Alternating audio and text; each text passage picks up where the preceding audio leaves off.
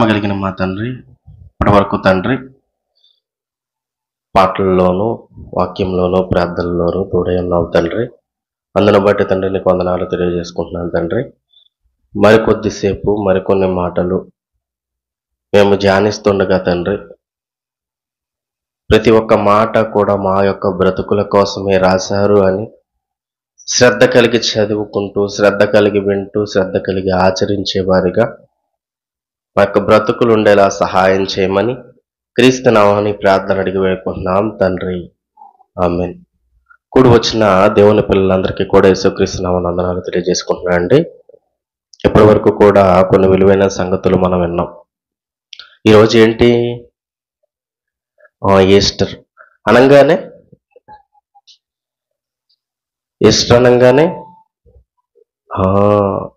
యేసుక్రీస్తు వారు చనిపోయిన తరువాత మూడవ దినమున తిరిగి లేచిన సందర్భాన్ని జ్ఞాపకం ఉంచుకుంటూ ప్రతి సంవత్సరానికి ఒకసారి ఈ యొక్క ఈస్టర్ పండుగని జరుపుకుంటుంటాం.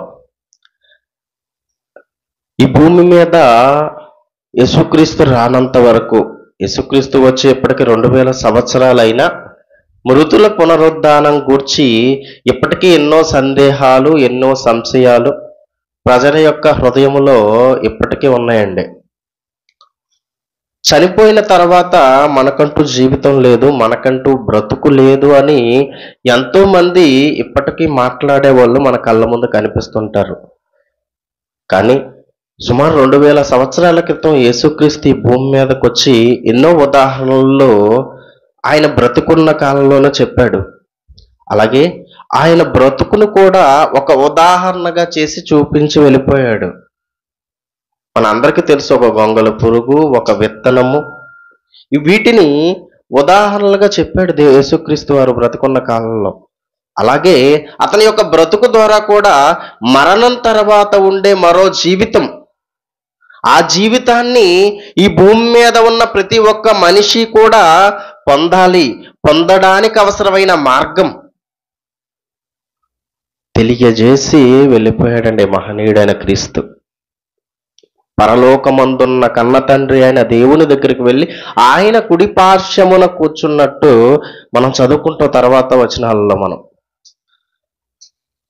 అందుకే రాయిస్తున్నాడు అపోస్తుల కార్యములు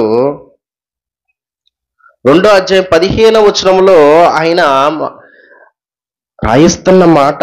2వ అధ్యాయం 15వ వచనం, అపోస్తుల కార్యములు 3వ అధ్యాయం 15వ వచనం. అపోస్తుల కార్యములు 3వ అధ్యాయము 15వ వచనం. మీరు జీవాధిపతిని చంపితిరి గాని దేవుడు ఆయనను మృతులలో నుండి లేపెను. చాలండి. మీరు జీవాధిపతిని చంపితిరి గాని దేవుడు మృతులలో నుండి లేపెను. యేసుక్రీస్తు ఈ భూమి మీదకొచ్చి ఆయన బ్రతుకుతున్న బ్రతుకుని ఇగో సమాజం చూసి ఎంతో మంది ఆయన వెంబడి వెళ్తున్నారు. లోకమంట ఆయన వెంట వెళ్ళుచున్నది అని రాయించాడు. ఎంతో మంది ఆయన మాటలు వినడం, ఎంతో మంది ఆయన్ని నమ్మడం, ఎంతో మంది ఆయన చుట్టూ ఉండడాన్ని చూసి ఇదిగో కొంతమంది మూర్ఖులైన వారు, శాస్త్రులు, పరిసయ్యులుగా ఉన్నవారు ఆ రోజున్న కాలంలో అపవాది ఆలోచన పుట్టించడం వల్ల ఏమండి ప్రతి ఒక్కరూ యేసు బాటలో నడుస్తున్నారు. ప్రతి ఒక్కరూ యేసు బాటలో నడుస్తుంటే ఆయన వెంట వెళ్ళిపోతే వీళ్ళందరూ ఎక్కడికి వెళ్ళిపోతారు? పరలోకానికి వెళ్ళిపోతారు. మరి పరలోకానికి వెళ్ళకుండా చెయ్యాలి అంటే ఏం చేయాలి? ఇదిగో ఏదో విధంగా యేసుక్రీస్తుని ఈ ప్రపంచానికి దూరం చేసేయాలి అనే ఆలోచన అండి అపవాదిది. ఎందుకంటే ప్రారంభంలో వచ్చిందిగా, దేవుని పిల్లలుగా, దేవుని పిల్లవాడుగా వచ్చిన ప్రారంభంలో ఆదాము అవ్వలు ఈ భూమి మీదకి వస్తే ఈ భూమి మీదకి వచ్చిన వాళ్ళని దేవుని నుంచి దూరం చేసింది అపవాది ప్రారంభంలో.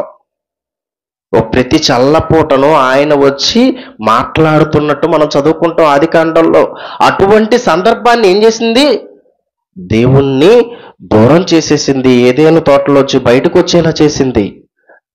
ఆ కాలంలో తన ప్రియ కుమారుణ్ణి ఒకానొక కాలంలో ఇదిగో ఆదాము అవ్వలను దేవుని నుండి దూరం చేసేసింది.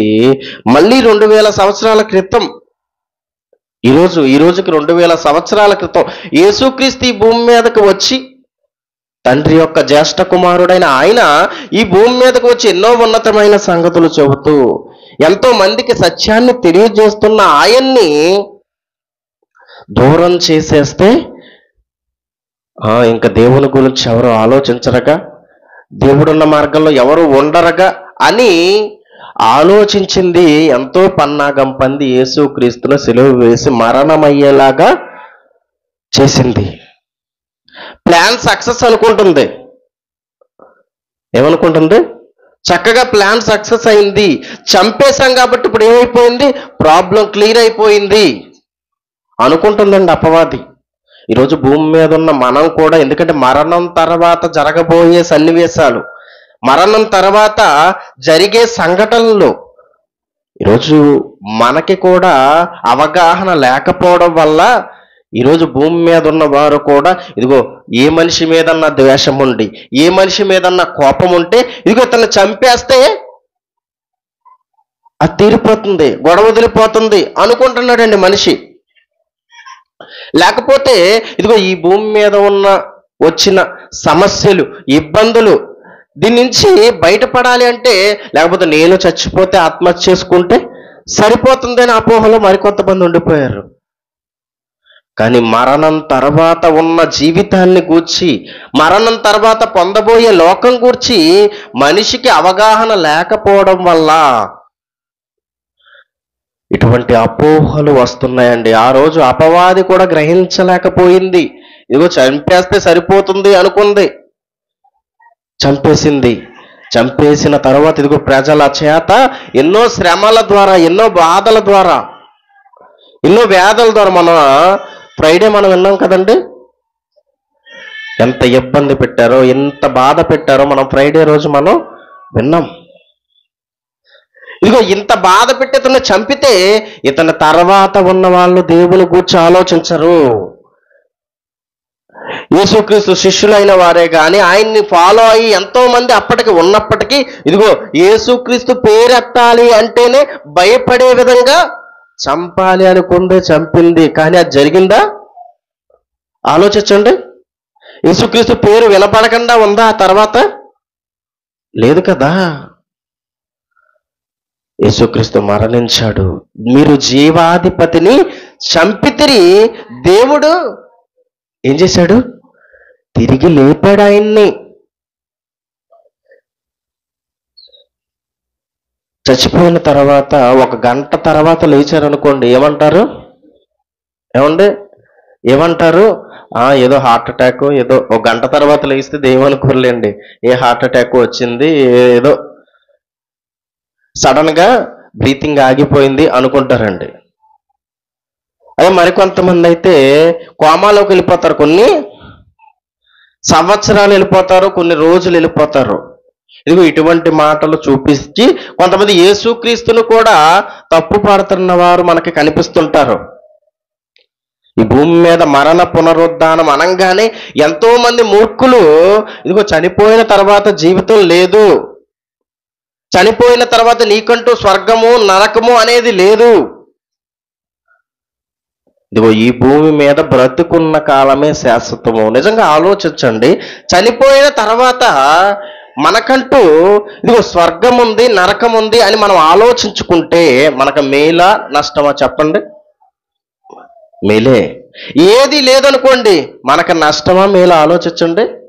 నష్టమే. ఎలాగో చెప్పిన సాధారణంగా ఆలోచించిన చనిపోయిన తర్వాత స్వర్గము నరకం ఈ 2 ఉన్నాయనుకోండి, ఈ భూమి మీద నువ్వేం చేయాలి?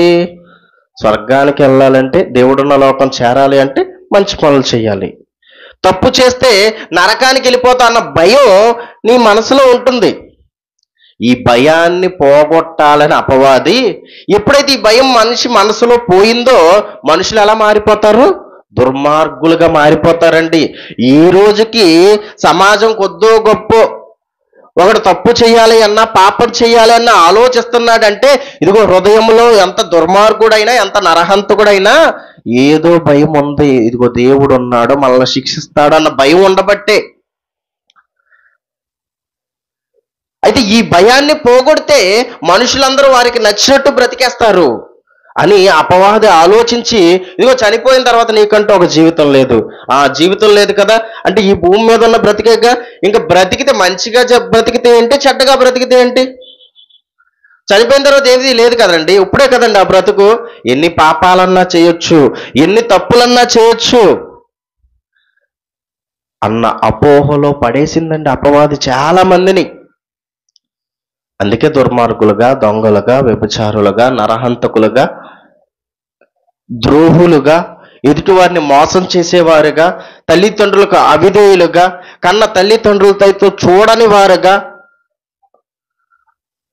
ఈ యొక్క సమాజం నానాటికి మారిపోతుంది. యేసుక్రీస్తున్న కాలంలో కూడా పునరుద్ధానం లేదని చెప్పడానికి కొంతమంది వచ్చారు. సద్దూకయ్యులు అనేవారు పునరుద్ధానాన్ని నమ్మని వారు. అయితే యేసుక్రీస్తు ఉన్న కాలంలో యేసుక్రీస్తు దగ్గరికి వచ్చారు వీళ్ళు.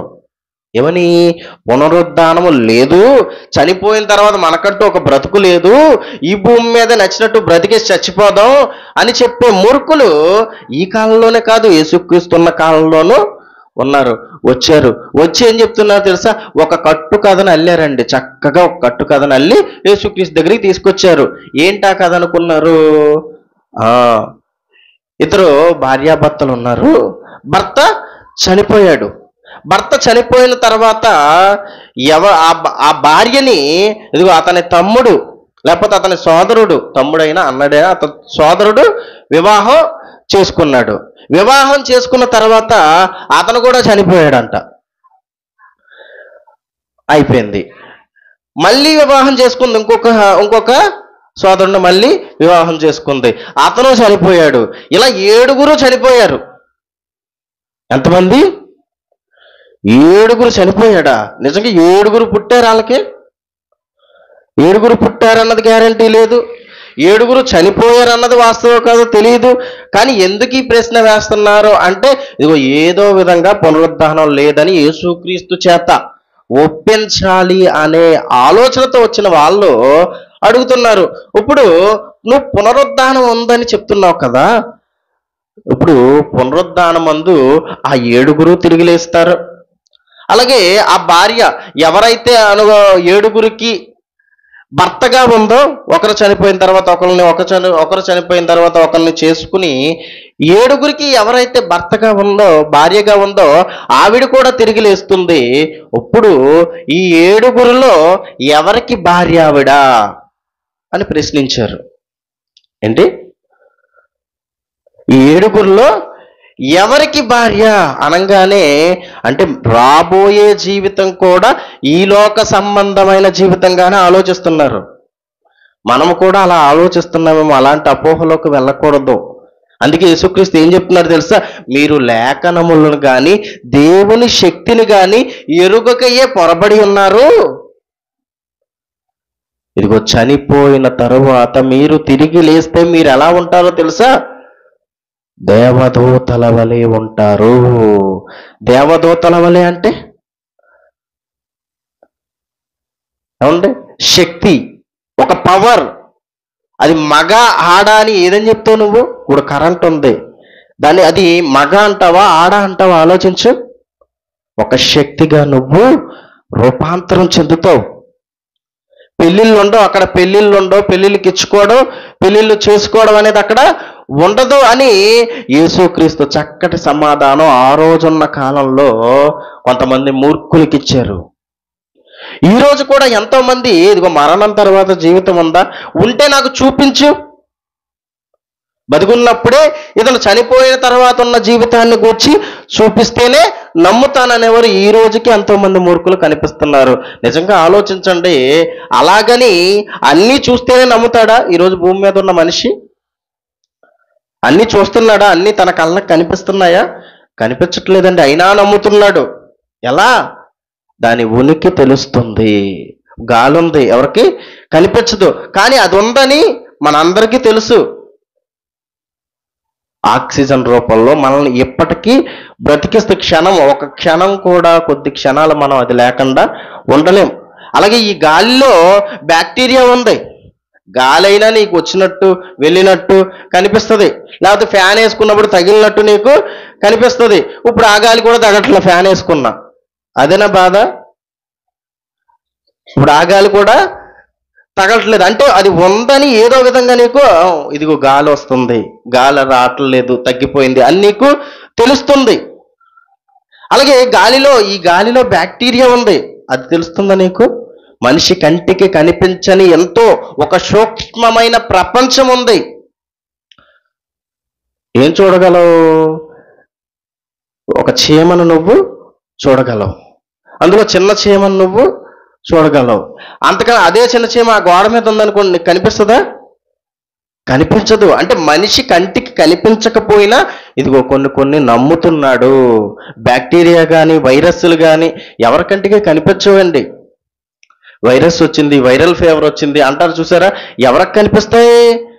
ఇదిగో టెలిస్కోప్లో, మైక్రోస్కోప్లో చూసినప్పుడు కొన్ని కనిపిస్తాయి, కొన్ని దానికి కూడా కనిపించినవి కూడా ఉన్నాయి. అంటే కనిపించకపోయినా మనిషి భూమి మీద మరి దేన్ని బట్టి నువ్వు నమ్ముతున్నావు? ఇప్పుడు గాలి ఉందని ఇక్కడ అందరూ నమ్ముతున్నారా చెప్పండి? ఆక్సిజన్ ఉందని అందరూ నమ్ముతున్నారా లేదా? చదువుకున్న వాళ్ళు నమ్ముతున్నారా లేదా? మీరు చూసారా? ఎవరు చెప్పారు మీకు? ఎవరో శాస్త్రవేత్త, మంచోడే శాస్త్రవేత్త. నువ్వు గ్యారంటీ ఇవ్వగలవా? శాస్త్రవేత్త నీతిమంతుడని గ్యారంటీ ఇవ్వగలవా? శాస్త్రవేత్త సత్యవంతుడని గ్యారంటీ ఇవ్వగలవా? అతను పుట్టినప్పటి నుంచి పెరిగినంత వరకు ఏ పాపం చేయనివాడని నువ్వు గ్యారంటీ ఇవ్వగలవా? ఎందుకు అబద్ధం చెప్పకూడదు అతను? ఆలోచించు. కానీ యేసుక్రీస్తు దగ్గరికి వస్తే, యేసుక్రీస్తు జీవితం దగ్గరికి వస్తే, ఆయన యొక్క బ్రతుకును నువ్వు పరిశీలించగలిగితే ఆయన సత్యవంతుడు. ఆయన మాటలో ఆయన చెప్పిన ప్రతి ఒక్క మాట జరుగుతూనే ఉంది ఇప్పటికీ కూడా. ఆయనలో ఏ కపటము లేదు, ఆయనలో ఏ పాపము లేదు. పవిత్రుడుగా నిర్దోషిగా బ్రతికాడు ఈ భూమి మీద. నాలో పాపం ఉందని మీలో ఎవడు స్థాపించగలడు అని ఆ రోజున్న వారిని అడిగినప్పుడు ఆ రోజున్న వారిలో ఎవరు మాట్లాడలేకపోయారండి. అది ఆయన బ్రతుకు, అది ఆయన జీవితం యొక్క గొప్పతనం. చనిపోయిన తర్వాత తిరిగి లేచాడని మనం మాట్లాడుకుంటున్నాం. భూమి మీద ఎలా ఉంది ఆయన బ్రతుకు? చూసారు ఎంత గొప్పగా ఉందో, ఎంత ఉన్నతంగా ఆయన జీవితం మనకు కనిపిస్తుందో. అంత ఉన్నతమైన సత్యవంతుడు చెప్పాడు ఏమని? చనిపోయిన తర్వాత నీకంటూ ఒక బ్రతుకుందని, నీకంటూ ఒక జీవితం ఉందని. భూమి మీద ఎంతో మంది చెబుతున్నారు, ఎన్నో అబద్ధాలు చెప్పిన వాటిలో ఈరోజు శాస్త్ర ప్రపంచం చెప్పిన వాటిలో అందులో సగం అబద్ధాలు, మిగిలిన సగం నాకు తెలియదని వాళ్ళే చెప్పేశారు. ఇంకా వాళ్ళ దగ్గర మనమే నేర్చుకుంటాం. ఆలోచించండి. యేసుక్రీస్తు చెప్తున్నాడు, ఇదిగో మరణం తర్వాత నీకంటూ ఒక జీవితం ఉంది. కాబట్టి ఆయన బ్రతుకు ద్వారా చేసి చూపించాలనుకున్నాడు. అందరికీ కళ్ళకి కట్టినట్టు చూపించాడండి. ఆ రోజున్న వారికి మరణించాడు, సిలువ వేశారు, ఒక సమాధిలో ఆయన్ని పెట్టారు. ఒక పెద్ద బండరాయ దానికి అడ్డుగా పెట్టారు. అడ్డుగా పెట్టి 2 సైనికుల్ని పెట్టారు. ఎవరిని? సైనికులు. ఎందుకండి? ఆలోచించండి. చనిపోయారని కన్ఫర్మ్ చేసుకున్నారు. కన్ఫర్మ్ చేసుకున్న తర్వాత ఆ యొక్క దేహాన్ని సమాధిలో పెట్టారు. మళ్ళీ ఒక బండరాయి. చనిపోయిన దేహం ఎక్కడికి వెళ్ళిపోద్ది? అక్కడే ఉంటది కదా. మళ్ళీ 2 సేవకుల్ని, 2 సైనికుల్ని పెట్టారు.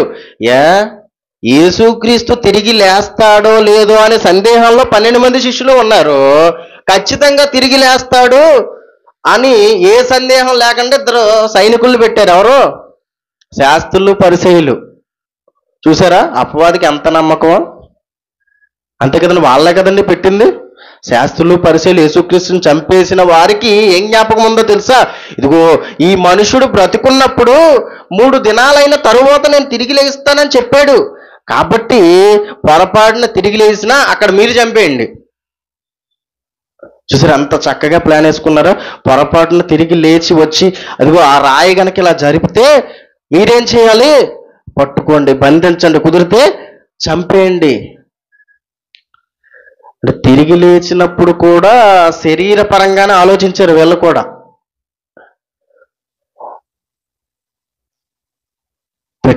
పెట్టిన తర్వాత ఏం జరిగిందండి? ఇదే ప్రతి ఒక్క లోకాసు వార్త కానీ మత్తయి సువార్త కానీ చివరి అధ్యాయంలో మనకు కనిపిస్తుంది. ముందుగా మత్తయి సువార్త 28వ అధ్యాయము, మత్తయి సువార్త 28వ అధ్యాయము మొదటి వచనంలో మనం చదువుకున్నట్లయితే,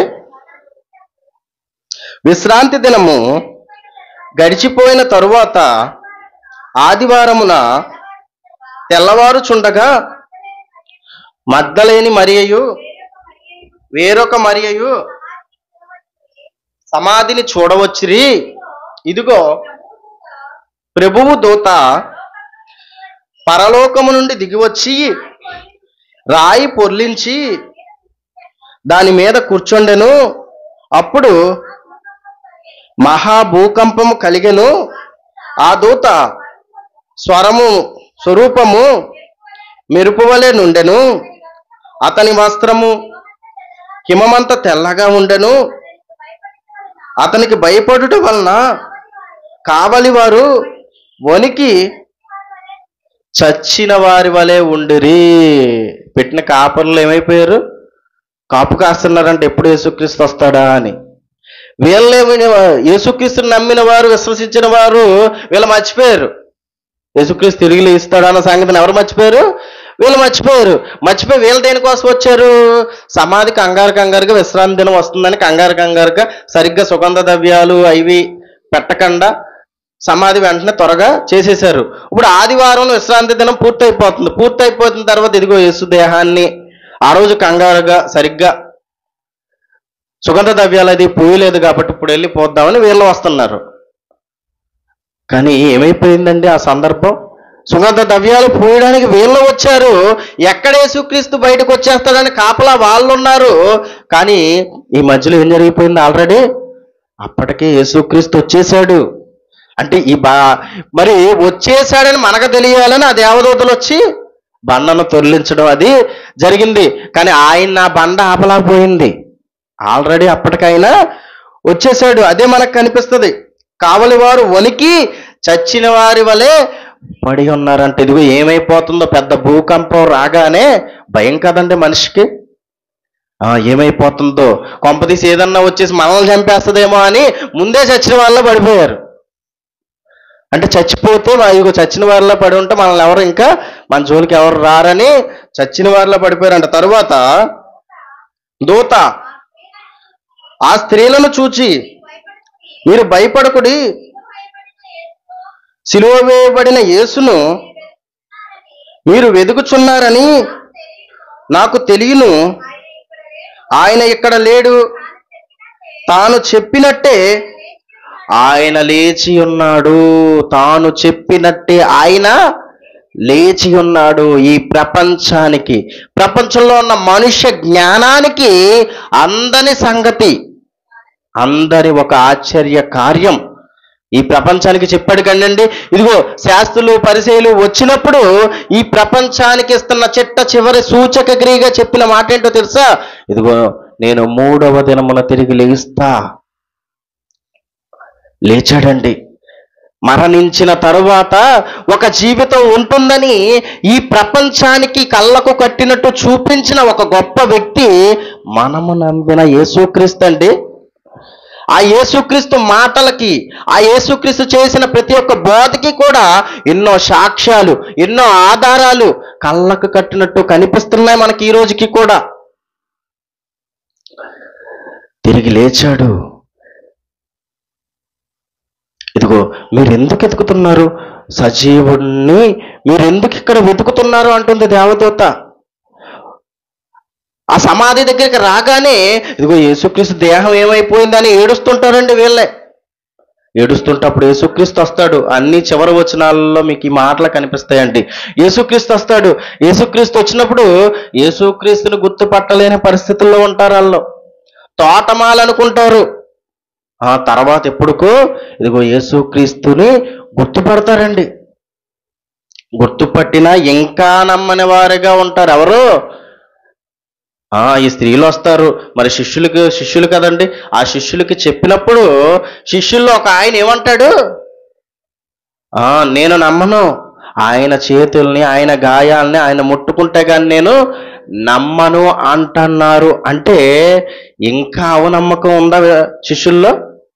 యేసుక్రీస్తుతో కలిసి కొన్ని సంవత్సరాలు కదండి శిష్యులు ఉంది. అయినా సరే అల్ప విశ్వాసం ఎంతో కొంత మనకి శిష్యుల్లో కనిపిస్తుంది. కాబట్టి ఏం చేశాడండి యేసుక్రీస్తు? వీరి యొక్క అల్ప విశ్వాసాన్ని విశ్వాసులుగా మార్చేశాడండి. ఇదిగో తోమా, ఇదిగో నా గాయాల్ని ముట్టుకో, నన్ను ముట్టుకో, వెంటనే విశ్వాసవి కమ్ము. చూసి నమ్మిన వారి కంటే చూడక నమ్మిన వారు ధన్యులు. యేసుక్రీస్తు మరణము, ఆయన యొక్క మరణ పునరుద్ధానము ఈరోజు ప్రపంచానికి ఉన్న ఒక అద్భుత కార్యం. ఇంకా ఏం చెప్తున్నాడు తెలుసా? మీరు కూడా ఏమంటే యేసుక్రీస్తు ఒక్కడే మరణించి తిరిగి లేస్తాడు, మరి మన పరిస్థితి ఏంటి అని మనం అనుకుంటామేమో. మనల్ని కూడా ఇదిగో మీ జీవితం కూడా దేవుడు కోరుకున్నట్టుంటే, మీ జీవితం కూడా పరిశుద్ధంగా ఉంటే మీకు కూడా ఒక బ్రతుకు వస్తుంది. మరణం తర్వాత దేవుడున్న లోకం, నువ్వు మాట్లాడుకుంటావుగా స్వర్గం అని, అది పొందాలి అంటే ఇదిగో నువ్వు కూడా దేవుడు కోరుకున్నట్టు బ్రతికితే నీకు అది దక్కుతుంది. అందుకే యేసుక్రీస్తు చెప్పాడు, ఎలా దక్కుతుంది, ఎలా ఉంటే దక్కుతుంది అన్నప్పుడు యేసుక్రీస్తు చెప్పాడు ఏమని? యేసు, నేనే మార్గము, నేనే సత్యము, నా ద్వారా తప్ప ఎవడునో తండ్రి వద్దకు చేరలేడు. అంటే యేసుక్రీస్తు సుమారు 2000 సంవత్సరాల క్రితం ఈ భూమి మీదకి వచ్చిన ఆయన యొక్క మరణ పునరుద్ధానం ద్వారా ఈ యొక్క ప్రపంచంలో ఉన్న ప్రతి ఒక్క మానవాళికి పరలోకం చేరే మార్గాన్ని తెలియజేశాడండి. అంతేకాక ఒక చక్కటి అవకాశాన్ని కూడా దయచేశాడు. అదే మారు మనస్సు. మనం ఎన్నోసార్లు మాట్లాడుకున్నాం కదా, ఆ మారు మనసు, ఆ బాప్తిస్మం అనే కార్యక్రమం, ఇవంతా కూడా ఎందుకు వచ్చింది, ఏ విధంగా వచ్చిందో తెలుసా అండి? యేసుక్రీస్తు మరణ పునరుద్ధానం వల్ల నీకు మంచి చెడుల తెలివి తెలుసుకుని ఆలోచించే జ్ఞానం వచ్చిన తరువాత యేసుక్రీస్తును నమ్ముకుంటే నువ్వు గత కాలంలో చేసిన పాపాలన్నిటినీ ఏం చేస్తానన్నాడు ఆయన? కడిగి పవిత్రుడుగా చేస్తాను. యేసుక్రీస్తు ఎలాగైతే సమాధిలో ఉంచబడి తిరిగి లేచాడో, ఇదిగో బాప్తిస్మం తీసుకున్నప్పుడు జరిగే సంఘటన ఏంటో తెలుసా? నువ్వు కూడా నీ యొక్క పాత జీవితం కూడా ఏమవ్వాలి? ఆ యొక్క నీటిలో సమాధి అవ్వాలి. తిరిగి నువ్వు ఎలా లేవగాలో తెలుసా? పవిత్రుడుగా, నిర్దోషిగా చేశాడండి మనల్ని. అయిన తర్వాత కూడా మనం ఏదో తెలియని సందేహంలో ఉంటున్నామేమో. ఒక్కసారి ఆలోచించండి. కొరింథీయులకు రాసిన మొదటి పత్రిక 15వ అధ్యాయం.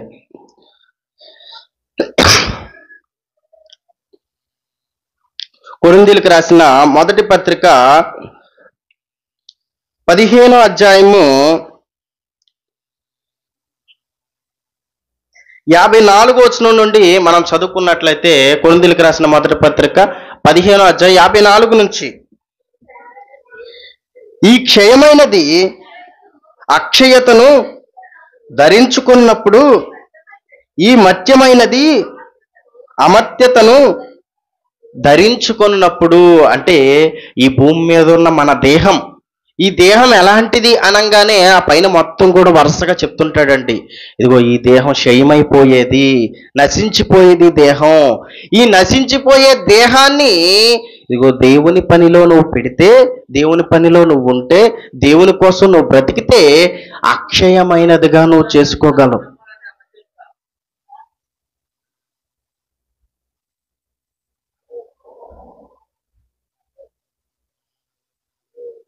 ఏమండి? ఈ క్షయమైన ఈ యొక్క దేహాన్ని అక్షయమైనదిగా నువ్వు మార్చుకోగలవు.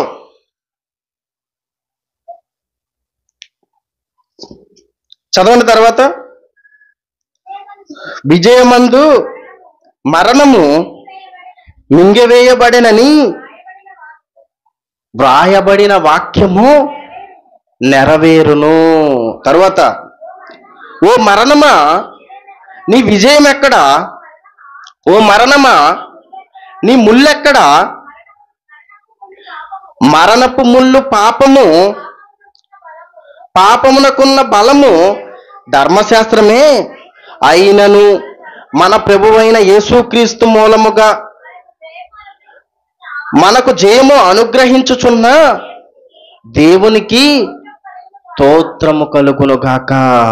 ఏం చేశాడంటే యేసుక్రీస్తు మరణాన్ని జయించాడు. ఎలా?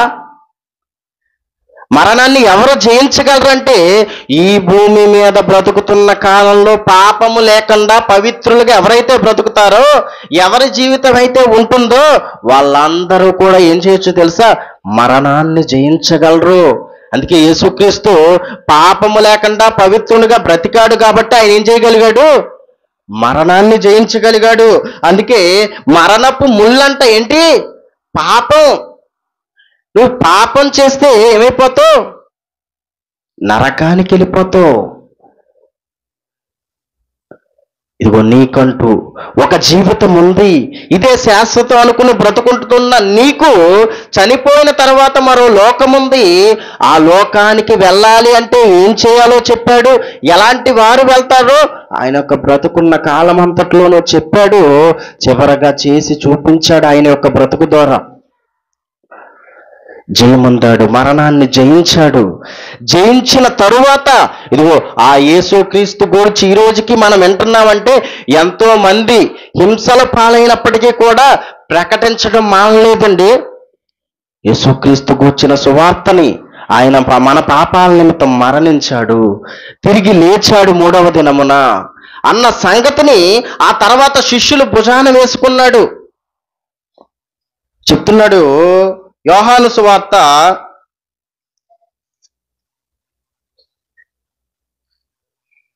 'శిష్యులైన వారిలో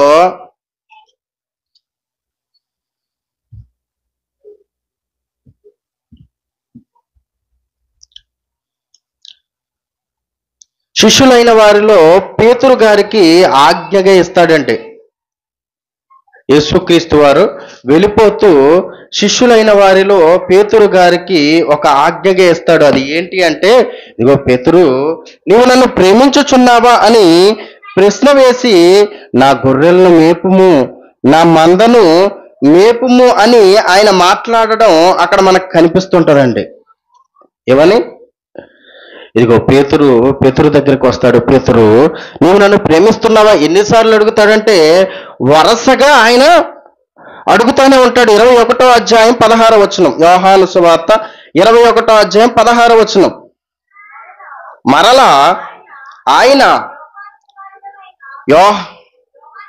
యోహాను కుమారుడు అయిన సీమోను, నన్ను ప్రేమించుచున్నావా అని రెండోసారి అతన్ని అడుగగా అతడు, అవును ప్రభువా, నేను నిన్ను ప్రేమించుచున్నానని నీవే ఎరుగుదువని ఆయనతో చెప్పాను. ఆయన నా గొర్రెలను కాయమని చెప్పాను. బాధ్యత ఇస్తున్నాడంటే యేసుక్రీస్తు బ్రతికున్నంత కాలంలో ఎంతో మందికి సువార్త ప్రకటిస్తున్న ఆయన ఎప్పుడైతే ఆయన మరణించాడో, ఎప్పుడైతే తిరిగి లేచాడో, మరి తిరిగి లేచిన తర్వాత వెళ్ళిపోవాలి కదా, తండ్రి దగ్గరికి వెళ్ళిపోవాలి కదండి. మరి ఇక్కడ మరి ఎవరు చూసుకుంటారు? ఇక్కడ పని ఎవరు చేస్తారు అనగానే పేతురు గారికి, ఆ రోజు ఆ కాలంలో ఉన్న శిష్యులకి ఆ యొక్క బాధ్యతను అప్పగిస్తున్నాడు. ఇదిగో నా గొర్రెల మేపు, ఈ ప్రపంచంలో ఉన్న ప్రతి ఒక్కరికి సువార్తను ప్రకటించమనంగానే యేసుక్రీస్తు ఉన్న కాలంలో ఎంతో కొంత అల్ప విశ్వాసం వీళ్ళలో కనిపించినా, ఎప్పుడైతే యేసుక్రీస్తు మరణించాడో, ఎప్పుడైతే ఆయన 3వ దినమున తిరిగి లేచాడో, వీళ్ళ యొక్క జీవితాల్లో ఎవరి జీవితం మీరు చూసుకోండి, దేనికి వెనకడుగు వేయలేదు. అల్ప విశ్వాసం అన్న పదానికి కూడా చోటు లేకుండా వీళ్ళ యొక్క బ్రతుకు కనిపించిందండి. యేసుక్రీస్తు ఉన్నప్పుడు, యేసుక్రీస్తుని పట్టుకున్నప్పుడు ఏసెవరో తెలియదన్న పేతురు గారు ఏమంటున్నాడు తెలుసా అండి? యేసుక్రీస్తు మరణించి తిరిగి లేచిన తర్వాత ఆయన గురించి సువార్త ప్రకటిస్తూ చెప్పాడు కదండి, ఇదిగో నా గొర్రెలను మేపుము అనంగానే ఇదిగో మేపుతాను అని అలాగే ప్రభువా అన్న ఈయన నిజంగా చేశాడో లేదా అని చూసుకుంటే అపోస్తుల కార్యములు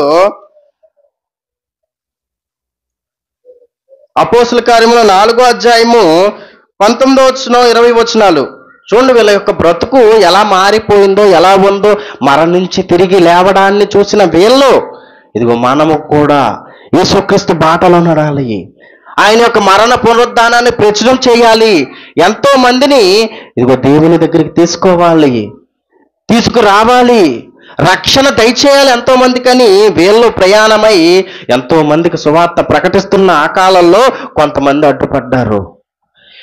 ఆయన బతుకున్నప్పుడే ఆయన్ని ఎలాగా ఏమీ చేయలేకపోయాం, ఏదో విధంగా చంపేశాం, ఇప్పుడు యేసు పేరు వినిపించదని మేమనుకుంటే మీరేంటి మళ్ళీ యేసుక్రీస్తు అంటున్నారు? వాళ్ళు ఎంతో కష్టపడ్డారు కదండి, నిర్దోషిని శిక్షించడానికి ఎంతో ప్రయాసపడి ఎంతో కష్టపడి ఏదో విధంగా చంపేశారు. ఇప్పుడైనా పోనీ యేసు పేరు వినిపించదని అపోహలో ఉన్న వీళ్ళకి మళ్ళీ యేసుక్రీస్తు పేరు వినిపిస్తుంది, మళ్ళీ సువార్త ప్రకటన జరుగుతుంది. పోనీ ప్రకటన జరిగింది అన్న మామూలుగా జరుగుతుందా అంటే మీరు 2వ అధ్యాయం 3వ అధ్యాయం చదువుకుంటే వేల మంది కనిపిస్తారు యేసుక్రీస్తుని నమ్మిన వాళ్ళు. ఇదిగో మేము జీవాధిపతిని చంపేశాం అని ప్రతి ఒక్కరు హృదయంలో నొచ్చుకుని బాధపడి మారు మనసు పొందినట్టు 2వ అధ్యాయం 38వ వచనంలో మనకు కనిపిస్తుంది. ఇదేంటి, ఎంతో కష్టపడి సువార్తను ఆపేయాలని అతని ప్రాణాన్ని తీసేస్తే వీళ్ళేంటి ప్రకటిస్తున్నారని వీళ్ళని ఆల్రెడీ కొరడాలతో కొట్టేస్తారండి. కొట్టేసిన తరువాత వీళ్ళు చెప్తున్న మాట ఏంటో తెలుసా? 19-20 వచనాలు 4వ అధ్యాయం అపోస్తల కార్యములు. అందుకు పేతురును యోహానును వారిని చూచి, దేవుని మాట వినుట కంటే నీ మాట వినుట దేవుని దృష్టికి న్యాయమా? మీరే చెప్పుడి. మేము కన్న వాటిని విన్న వాటిని చెప్పక ఉండలేమని వారికి ఉత్తరం ఇచ్చిరి. యేసుక్రీస్తు గురించి చెప్పొద్దంటావా? పరలోకమందున్న కన్న తండ్రి అయిన దేవుని గురించి చెప్పొద్దంటావా? దేవుని మాట వినమంటావా? మీ మాట వినమంటావా? ఇదిగో మేము దేవుని మాటే వింటాం, నువ్వేం చేస్తావో చేసుకో అని మాట్లాడారండి శిష్యులు ఆ రోజు, ఆ కాలంలో. దేనికోసం మాట్లాడారో తెలుసా? ఎందుకు మాట్లాడగలిగారో తెలుసా? ఇదిగో ఈ భూమి మీద మేము మరణించినా, ఈ భూమి మీద చనిపోయిన తర్వాత యేసుక్రీస్తు ఎలాగైతే తిరిగి లేచాడో మేము కూడా అలాగే లేస్తాం. దానికోసం ఈ భూమి మీద దేవుడు చేయమన్న ప్రతి ఒక్క పని చెయ్యాలి అనుకున్నారు, చేసేశారు. అందుకే మరణానికి ఎవ్వరూ భయపడినట్టు మనకు కనిపించదండి. సువార్త ప్రకటించుకుంటూనే వెళ్ళిపోయారు. ఎంతో మంది అడ్డగిచ్చిన, బాధలు పెట్టినా, ఇబ్బందులు పెట్టినా అవన్నీ ఎందుకు అనుభవించారో తెలుసా? రాబోయే లోకం, నిత్య జీవం, దాన్ని మనకు అందించడానికే యేసుక్రీస్తు వచ్చాడు. దాన్ని మనకు అందించడానికే బైబిల్లో ఎంతోమంది ప్రవక్తలు బాధలు పడ్డారు. ఈరోజు మనం వాక్యం వింటున్నాం. ఇదిగో యేసుక్రీస్తు మరణ పునరుద్ధానాన్ని గూర్చి సాక్ష్యాలతో రాయించాడు దేవుడు. ఈ యొక్క సంగతులన్నీ మనం చదువుతున్నాం. కాబట్టి అల్ప విశ్వాసం, అపోహ ఎంటి మాత్రమున దానికి చోటివ్వకూడదు. ఇదిగో మనము కూడా చనిపోయిన తరువాత తిరిగి లేవాలి అంటే ఏ మార్గంలో మనం ఉండాలి? యేసు నేనే మార్గం అన్నాడు. ఆ మార్గంలో నువ్వు ఎప్పుడైతే నడుస్తుంటావో అప్పుడే పరలోకానికి చేరుతావు. అలాగే ఆ మార్గమే కాక ఇంకో మార్గం కూడా ఉంది. ఏంటది? అయ్యో వారికి శ్రమ, వారు కయ్యూను నడిచిన మార్గమున నడిచిరి అని విశాలమైన మార్గం ఇంకొకటి కూడా చేసింది అపవాది. ఎంతో మంది ఆ మార్గాన్ని ఇష్టపడి ఆ మార్గంలోనే నడుస్తున్నారు. ఇదిగో రక్షణ పొందే మార్గం ఎలా ఉంటుంది అంటున్నాడు? ఇరుకు మార్గమున ప్రవేశింప పోరాడుడే. అనేకులు ప్రవేశింప చూతురు గాని వారి వల్ల కాదు, మధ్యలో ఆగిపోతారు, శ్రమలను తట్టుకోలేరు. తట్టుకున్నారు కాబట్టే దేవుడున్న లోకానికి అర్హులయ్యారు. యేసుక్రీస్తు తట్టుకున్నాడు కాబట్టి మరణించిన తర్వాత తిరిగి లేచి ఈ రోజుకి ప్రపంచానికి రక్షణని దయచేశాడు. మనము కూడా ఈ భూమి మీద యేసుక్రీస్తు మీద నమ్మకాన్ని, యేసుక్రీస్తు కూర్చున్న మాటల్ని ఆచరించేవారిగా మనము కూడా ఉంటే, ఇదిగో మనము కూడా మరణించిన తర్వాత తిరిగి లేస్తామండి. మరణించిన తర్వాత తిరిగి లేవడం కోసమే ఎన్ని ప్రార్థనలైనా, ఎన్ని వాక్యాలైనా, ఇదిగో ఎలా బ్రతకాలి ఈ భూమి మీద, మనం ఆ లోకాన్ని పొందాలి అంటే ఎలా బ్రతకాలి అని ప్రతి వారం మనం తెలుసుకుంటూనే ఉండాలి. మనల్ని మనం సరి చేసుకుంటూనే ఉండాలండి. కళ్ళు మూసుకొని ప్రార్థన చేసుకుందాం. ప్రేమ కలిగిన మా తండ్రి, ఇప్పటి వరకు తండ్రి, పుణ్య తండ్రి, విలువైన సంగతులు తండ్రి మేము విన్నాం తండ్రి. విని వదిలేసేవారుగా కాక విన్న ప్రతి మాటను గురించి ఆలోచించేవారుగా మేమందరం ఉండేలా సహాయం చేయమని క్రీస్తు నామమున ప్రార్థన అడిగి వేడుకుంటున్నాం తండ్రి. ఆమేన్.